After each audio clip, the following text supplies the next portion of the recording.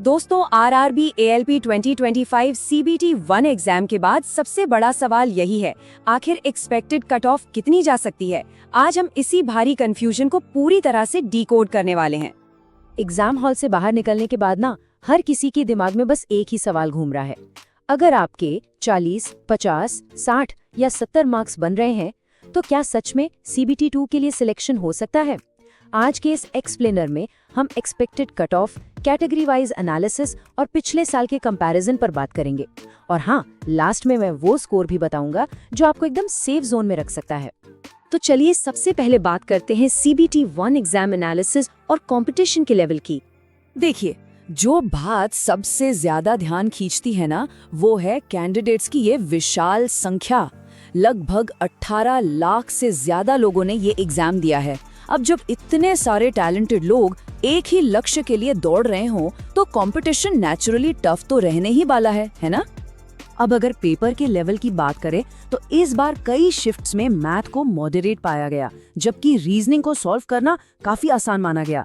लेकिन असली गेम पलटा जनरल साइंस और करंट अफेयर्स ने। इसने काफी स्टूडेंट्स को पूरी तरह से सरप्राइज कर दिया। मतलब जिन सवालों की उम्मीद नहीं थी वो भी सामने आ गए। और बिल्कुल इसी वजह से नॉर्मलाइजेशन एक बहुत बड़ा गेम चेंजर साबित होने वाला है। अलग अलग शिफ्ट्स में डिफिकल्टी लेवल इतना ऊपर नीचे हुआ है कि नॉर्मलाइजेशन के बाद कट ऑफ में आपको एक बहुत बड़ा फर्क देखने को मिल सकता है। अब आगे बढ़ते हैं उस चीज की तरफ जिसका सबको बेसब्री से इंतजार है, यानी category wise expected cut offs. अगर हम एक्सपेक्टेड रेंज देखें तो जनरल यानी यूआर वालों के लिए ये 63 से 72 मार्क्स के बीच रह सकती है। ओबीसी के लिए 58 से 68, ईडब्ल्यूएस के लिए 60 से 69, एससी के लिए 48 से 58 और एसटी के लिए 42 से 52 मार्क्स के आसपास। अब देखिए, ये रेंज यूं ही हवा में नहीं बनी है, बल्कि एग्जाम की डिफिकल्टी, वैकेंसीज और नॉर्मलाइजेशन को बहुत बारीकी से एनालाइज करके तैयार की गई है। हालांकि ऑफिशियल कट ऑफ थोड़ी अलग भी हो सकती है। तो फिर हमारा असल टारगेट क्या होना चाहिए? चलिए देखते हैं सीबीटी 2 के लिए सेफ स्कोर्स। अगर आप बिल्कुल सेफ साइड पर रहना चाहते हो ना, तो यूआर वालों को 72 प्लस का टारगेट मानकर चलना चाहिए। ओबीसी और ईडब्ल्यूएस के लिए 68 प्लस एक बार अच्छा और सेफ स्कोर माना जाएगा। वहीं एससी कैटेगरी के लिए 58 प्लस और एसटी कैंडिडेट्स के लिए 50 प्लस काफी स्ट्रॉन्ग स्कोर हो सकता है। लेकिन खुश होने से पहले एक छोटा सा रियलिटी चेक भी ले लेते हैं। याद रखिए, सिर्फ टियर 1 में सेफ स्कोर ले आना ही सब कुछ नहीं है।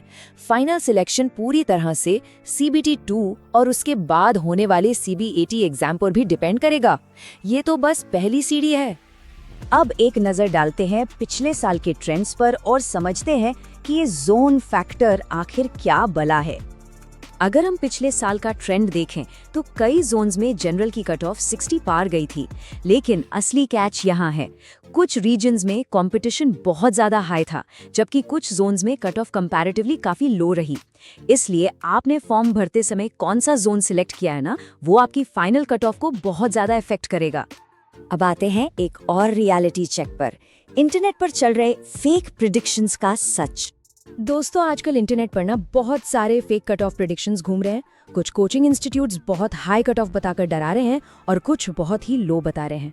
आपको बिल्कुल भी पैनिक नहीं करना है। इन अफवाहों पर ध्यान देना बंद कर दीजिए, क्योंकि असल में जो ऑफिशियल कट ऑफ है ना, वो सिर्फ इन 4 चीजों पर डिपेंड करती है।